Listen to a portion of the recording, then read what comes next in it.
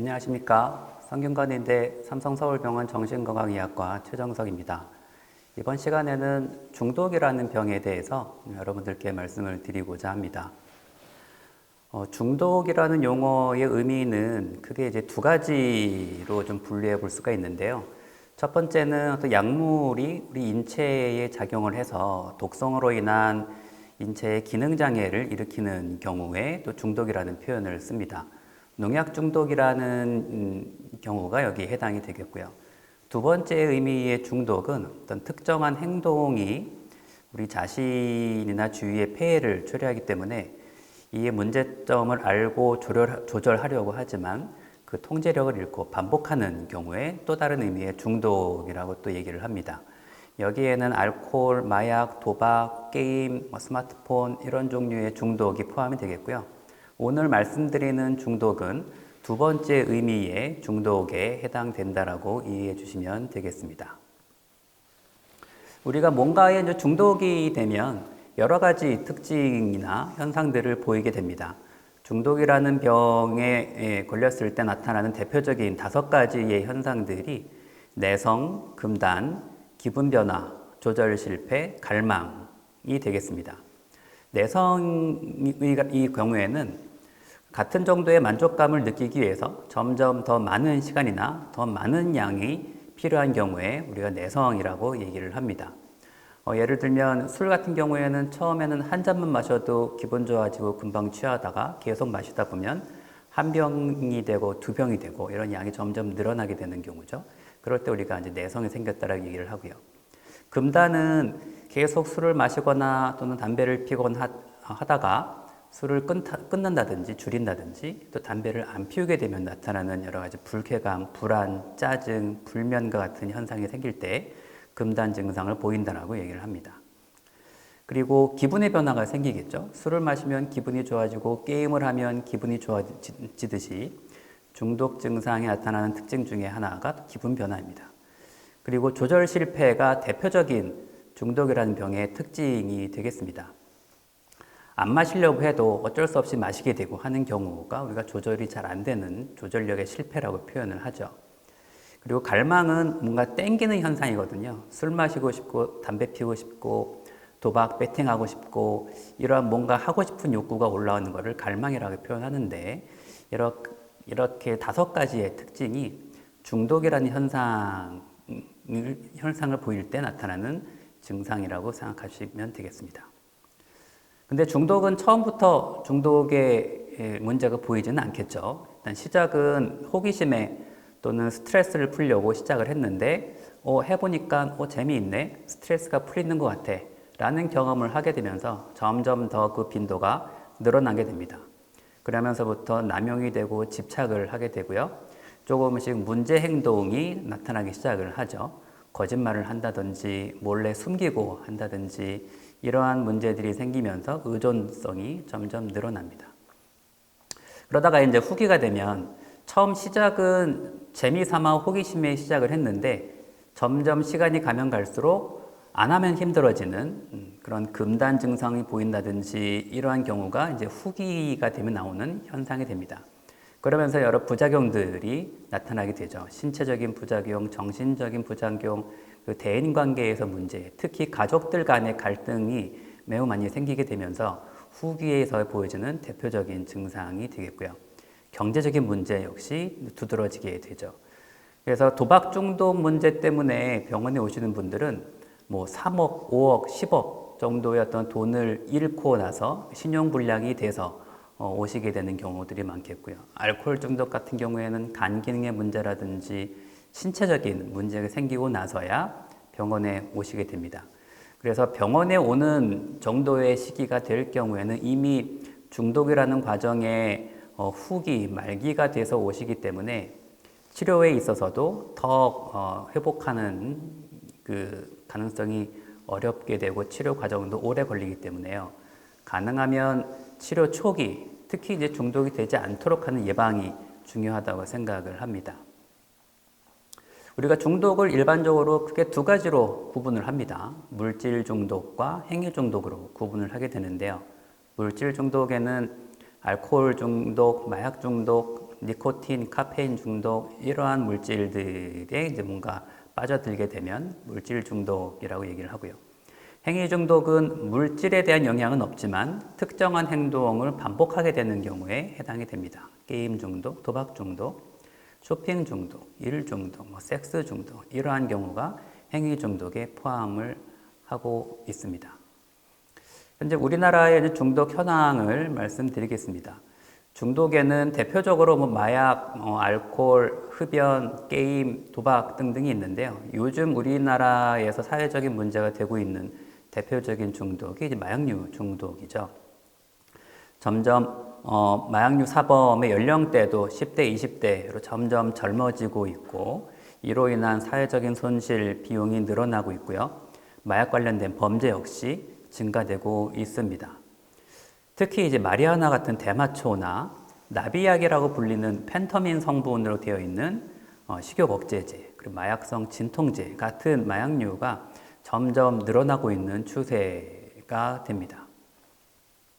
그리고 스마트폰 게임 중독 역시 우리나라에서도 큰 문제가 되고 전 세계적으로도 이슈가 되고 있죠. 스마트폰은 대부분의 사람들은 다 가지고 있기 때문에 이로 인한 문제가 더 늘어날 수밖에 없겠고요. 그래서 WHO에서 발간하는 국제질병분류에서 지난 2018년도에 게이밍 디스오더라고 하는 게임 장애를 공식적인 질병으로 등재를 했습니다. 이후에 이제 현재 우리나라에서도 이런 게임 중독을 공식적인 질병 코드로 넣기 위한 작업들이 이제 진행이 되고 있는데요. 이게 이제 질병 코드로 들어가야 되느냐 말아야 되느냐라고 하는 여러 이제 영역들에서의 이런 갈등들이 현재 있는 상태이고요. 그로 인한 의견 조율이 진행되고 있습니다. 하지만 이러한 여러 직역들에서의 갈등들이 있지만 제가 의료 현장에서 느끼는, 제가 환자들을 만나면서 느끼는 바로서는 이런 게임 중독 문제 때문에 병원을 찾는 분들이 분명히 있고 점점 늘어나고 있는 상황이고요. 다만 이제 변화가 있습니다. 예전에는 몇 년 전까지만 해도 게임을 너무 많이 해서 문제가 돼서 병원을 찾는 경우가 있었다면 요즘은 게임에 돈을 너무 많이 써서 문제성으로 병원에 오시는 분들이 점점 더 늘어나고 있습니다. 게임을 하시는 분들은 아시겠지만 게임 속에 있는 여러 종류의 확률형 아이템이 하나의 일단 뽑기거든요. 이것도 일종의 도박에 포함이 됩니다. 그래서 확률형 아이템과 같은 도박 요소로 인한 문제가 점점 늘어나고 있고요. 그래서 게임 중독이 점점 도박화가 되고 있는 이런 도박 중독의 양상으로 나타나고 있는 추세이기 때문에 전 세계적으로도 이런 게임 중독과 도박 중독이 하나의 또 퓨전, 융합되는 특징들을 좀 분석해 보고자 하는 연구들이 많이 진행이 되고 있습니다. 다음으로는 중독이 되는 과정에 대해서 말씀드리도록 하겠습니다. 중독이 왜 생기는지에 대한 원인들은 굉장히 복잡하고 다양한 요인들이 상호작용을 하면서 중독이라는 병에 이르게 되는데요. 그 사람의 개인적인 특성도 분명히 있겠죠. 유전적인 특성, 성격적인 특성, 그 사람이 가지고 있는 어떤 뇌의 어떤 신경 기능적인 특성들이 있겠고요. 거기에서 이제 외부적으로 작용하는 환경적인 특성들, 스트레스라든지 대인관계의 문제, 이러한 환경적인 특성들이 작용을 하겠고요. 그 중독 매체가 가지고 있는 매체의 특성들이 있습니다.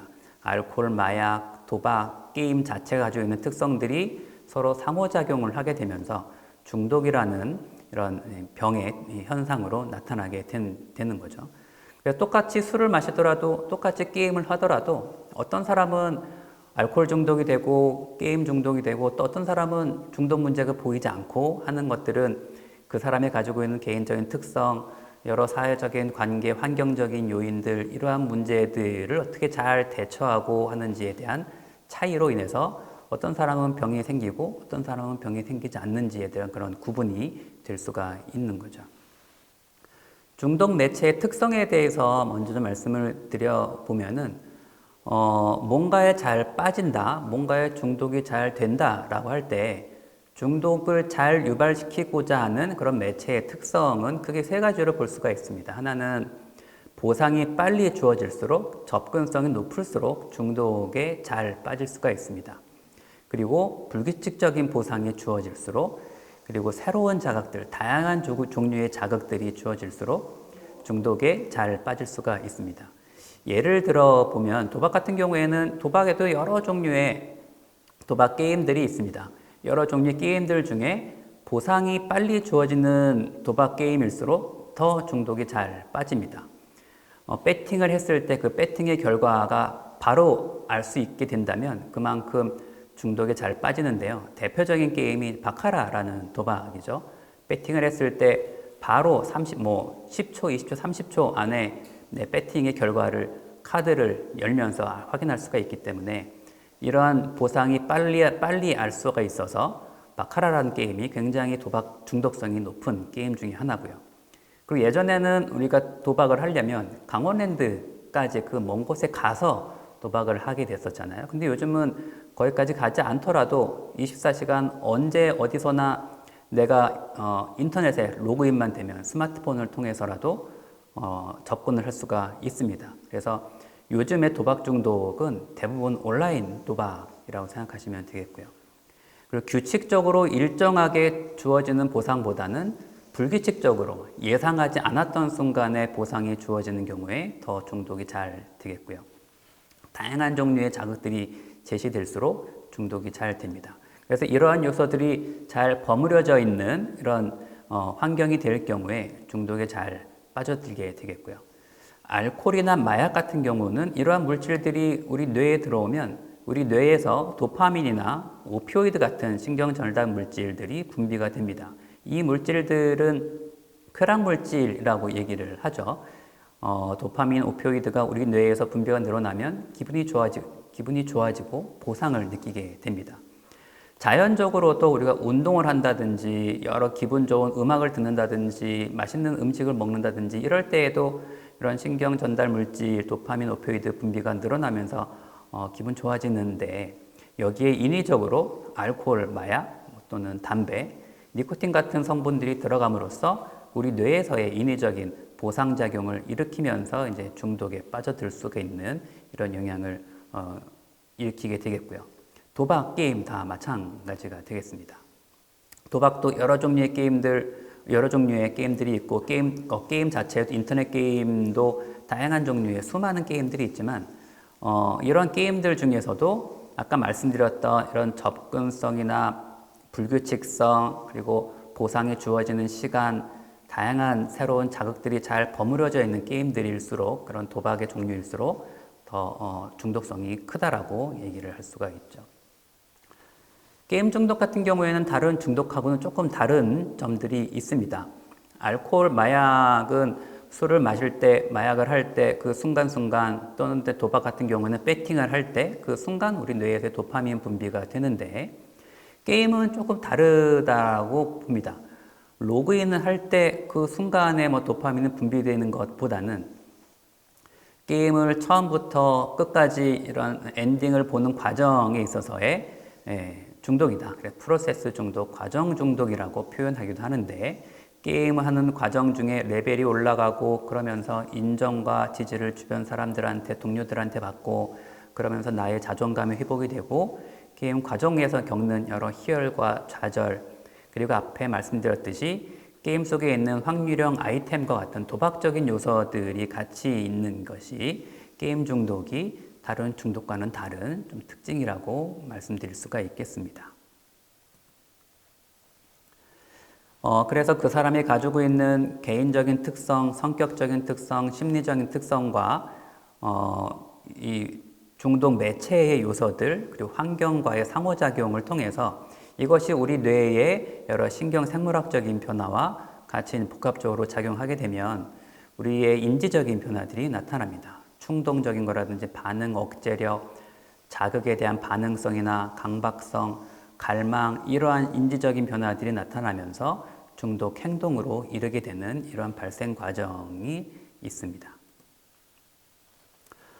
청소년 시기에서의 중독이 이제 중요하다고 보는 것은 우리 뇌의 발달 과정에서 이해를 해 볼 수가 있습니다. 우리 뇌는 뇌의 발달이 부위에 따라서 차이가 있는데요. 보상과 관련된 보상신경회로가 더 먼저 발달이 되겠고요. 이성적 판단을 하게 되는 전두엽이 20세 정도에 이르게 된 성인에 이르러서야 제일 마지막에 발달을 하게 됩니다. 그래서 청소년 시기에 보상신경회로에만 집중되는 자극에 지속적으로 노출이 될 경우에는 전두엽의 적절한 발달에 지장이 되기 때문에 성인에 이르러서도 뇌기능의 저하가 계속 지속이 될 수가 있습니다. 그래서 청소년 시기에는 다양한 경험, 다양한 자극에 노출될 수 있는 기회를 많이 만들어 주는 것이 우리의 뇌를 건강하게 조화로운 발달을 이룰 수 있는 그런 기회가 될 것 같습니다. 그래서 중독이 되면 우리 뇌기능에 불균형이 생기기 때문에 일상적인 행복이나 즐거움에 대한 감각이 점점 무뎌지고 무감각해지고요. 반면에 중독 관련된 자극에 대해서만 각성을 보이고 관심이 늘어나고 흥분하게 됩니다. 그래서 게임을 하지 않는 동안에는 또는 도박하지 않는 동안에는 술을 마시지 않는 동안에는 무기력하고 멍하고 아무것도 하기 싫고 무기력해지는 상황이 있다가 술을 마시거나 게임을 하거나 도박을 할 때는 굉장히 또 흥분되고 각성되고 관심이 늘어나는 상황이 생기는 거죠. 그래서 우리 뇌에 불균형이 발생하기 때문에 한번 중독이 되면 뇌의 변화가 생김으로써 우리가 마음 먹는다고 해서 의지만 갖는다고 해서 중독에서 벗어나는 것이 쉽지는 않습니다. 그래서 뇌의 변화가 생기기 전에 미리 예방하고 중독의 과정의 초기에 빨리 치료를 하는 것이 빨리 회복하고 중독이라는 병이 생기지 않도록 하기 위해서는 중요한 이슈가 됩니다. 그러면 우리는 어떻게 중독이라는 병을 치료를 하고 어떻게 예방을 하는지에 대해서 마지막으로 좀 말씀을 드리겠습니다. 중독의 치료는 여러 가지 요인들을 통합을 해서 긴 호흡을 가지고 천천히 진행해야 되는 이런 치료 과정을 특징으로 하고 있습니다. 아까 말씀드렸던 뇌기능의 변화가 있기 때문에 약물 치료도 중요하겠고요. 뇌의 기능을 직접적으로 자극을 시켜주는 뉴로모듈레이션이라고 하는 치료 방법들도 요즘 많이 활용을 하고 있습니다. 경두개 자기 자극이라든지 경두개 직류 자극이라고 하는 뉴로모듈레이션을 새로운 치료 기법으로 활용하고 있고요. 중독이라는 병이 생기면 우울증이나 불안증, 불면증과 같은 다양한 공존 질환들이 같이 생기게 됩니다. 그래서 이러한 공존 질환들도 함께 치료를 해야 되고요. 동기강화 치료나 인지행동 치료와 같은 이런 상담 치료를 정신사회적인 치료라고 표현을 하는데요. 이러한 상담 치료도 같이 병행을 해야 되고요. 중독 문제는 환자만의 본인만의 문제가 아니라 주변의 가족들도 굉장한 고통을 받고 있고 여러 어려움들에 노출이 됩니다. 그래서 중독 치료의 과정에는 가족 치료도 꼭 같이 진행을 해야 되는 이러한 요소가 됩니다. 그래서 다양한 요인들을 통합적으로 조화롭게 잘 치료를 해 나가야 비록 시간은 오래 걸리지만 중독이라는 병에서 벗어날 수가 있을 것 같습니다. 그래서 중독의 치료는 시간이 오래 걸리고 어렵기 때문에 예방하는 것이 훨씬 더 중요하다고 생각을 합니다. 요즘에 이제 많은 사람들이 스마트 기기를 항상 갖고 다니기 때문에 이런 스마트 기기에 대한 건전한 사용이 필요하겠는데요. 그래서 대한의사협회에서는 2017년도에 대국민 건강선언문이라고 하는 가이드라인을 만들었습니다. 10가지의 이슈들을 정해서 우리의 건강을 잘 관리하고 예방하기 위한 습관을 만들어 보자라는 목적으로 10가지 이슈를 정했는데 그 중에 하나가 모바일 기기 사용에 대한 가이드라인을 제시를 했던 겁니다. 이 이제 가이드라인을 만드는 것에 이제 저도 같이 관여를 해서 작업을 했었는데요. 그래서 모바일 기기를 스마트 기기를 스마트하게 사용해 보자라는 주제로서 가장 기본적이면서도 중요한 4가지를 좀 제시를 하게 됐었는데요. 첫 번째는 식사를 할 때에는 스마트폰 없이 식사하는 데에만 좀 집중을 해서 우리가 밥을 씹을 때, 삼킬 때 하나하나의 감각에 집중을 하고 같이 식사하는 사람들과의 대화라든지 그 순간에 집중을 해서 느껴보자라는 것이 중요한 이슈이기 때문에 식사할 때는 스마트폰 없이 식사를 합시다라는 게 첫 번째 제안이었고요. 그리고 스마트폰도 잘 때는 쉬도록 해줘야겠죠. 잠자리에 들기 2시간 전에는 스마트폰은 내려놓고 가볍게 볼 수 있는 책을 본다든지 음악을 들어본다든지 이러한 활동을 통해서 좀 더 이완을 하게 하고 수면에 건강한 수면을 취할 수 있도록 하는 것이 필요하기 때문에요. 스마트폰도 잘 때는 쉬도록 해주는 게 두 번째 제안이었고요. 그 영유아기에는 최대한 스마트폰에 노출되지 않도록 하는 것이 중요합니다. 그래서 2세 미만의 영아가 스마트폰에 너무 일찍 노출이 될 경우에는 인지적인 발달, 정서적인 발달에 부정적인 영향을 줄 수 있기 때문에 아기들에게는 스마트폰 주지 않도록 하는 게 필요하겠고요. 그리고 집에서는 스마트폰 보관 장소를 만드는 것도 좋은 습관이라고 생각을 합니다. 우리가 이제 반려견을 키울 때 집에서 반려견이 자는 공간 굉장히 잘 꾸며주잖아요. 스마트폰도 우리가 항상 늘 갖고 다니는 이러한 중요한 물건이다 보니까 집에 있는 동안에는 잘 보관할 수 있는 보관 장소를 만들어주는 것이 좋다라고 생각을 합니다. 그래서 집에 들어가게 되면 스마트폰 보관 장소에 보관을 해놓고 필요할 때만 가서 확인을 하고 사용하고 다시 그 장소에 두고 그 이외의 시간에는 스마트폰 없는 생활을 좀 가져보도록 하는 것이 필요하겠다라는 것이 네 번째 생활 습관에 대한 제안이었습니다. 술에 대한 부분은 사실 우리가 사회생활 하거나 일상생활 하다 보면 음주는 굉장히 많이 하게 되고 또 쉽게 노출도 되잖아요.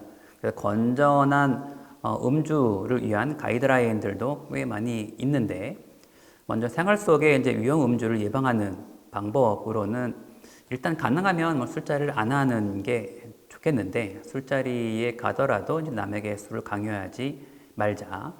그리고 한 잔만 마셔도 얼굴이 빨개지는 사람일 경우에는 스스로 마시지 않도록 하고 그 사람에게는 또 권하지도 말아야겠습니다. 원샷을 하지 않고 조금씩 나누어서 천천히 마시고 중간에 물을 자주 마시는 것도 위험 음주를 예방하는 방법이 되겠고요. 술을 안 마시는 요일을 정하는 것도 저는 좋다고 생각합니다. 보통 알코올 홀리데이라고 표현하기도 하는데요. 술 안 마시는 요일을 정해서 나름대로의 규칙을 만들어 보는 거죠. 그리고 당당하게 술을 거절할 수 있는 용기도 나의 건강을 위해서도 필요하다고 생각을 합니다. 그리고 갈망은 술이 땡기는 상황을 표현을 이제 얘기를 하게 되는데 내가 스스로 언제 술 생각이 잘 나는지를 파악하는 것이 필요하겠습니다. 그래서 그런 갈망 유발 상황은 가능하면 피하도록 하고 음주를 대신할 수 있는 다른 대체 활동을 찾아보는 것이 중요하다고 생각을 하고요. 그리고 술을 마셨을 때 생길 수 있는 여러 가지 부정적인 상황들을 스스로 한번 좀 떠올려 보는 것, 그리고 금주를 했을 때의 장점, 좋았던 부분들을 다시 한번 떠올려 보고 이런 술과 관련된 부정적인 측면, 긍정적인 측면들을 서로 균형을 맞춰가는 것도 필요하겠고요. 그리고 평상시에도 금주의 필요성에 대해서 계속 스스로 되뇌어 보도록 하는 것이 중요하겠습니다. 그 중독의 발생에 또 굉장히 큰 요인을 주는 게 스트레스인데 우리가 생활을 하다 보면 스트레스를 안 받을 수는 없잖아요. 스트레스를 받더라도 적절히 잘 관리하는 것이 중독에 빠지지 않도록 하는 예방적인 측면에서 꼭 필요한데 나의 스트레스 대처 방식을 파악해 보는 것 그리고 똑같은 상황을 맞닥뜨리더라도 다양한 방법의 다양한 관점에서 생각해 보도록 하는 여러 생각을 바꿔보도록 하는 것 그리고 꼭 버려야 될 것, 챙겨야 될 것들을 균형을 잡아주는 것 평상시에 이완, 명상과 같은 훈련들을 해보는 것 이러한 것들이 이제 스트레스 관리한 측면이 되겠습니다. 그래서 예방을 위한 이러한 생활 습관들이 일상생활 하면서 건전하게 잘 이루어짐으로써 중독에 빠지지 않도록 하는 나만의 생활 습관을 잘 갖도록 했으면 하는 마음으로 오늘 강의를 마치도록 하겠습니다. 네, 감사합니다.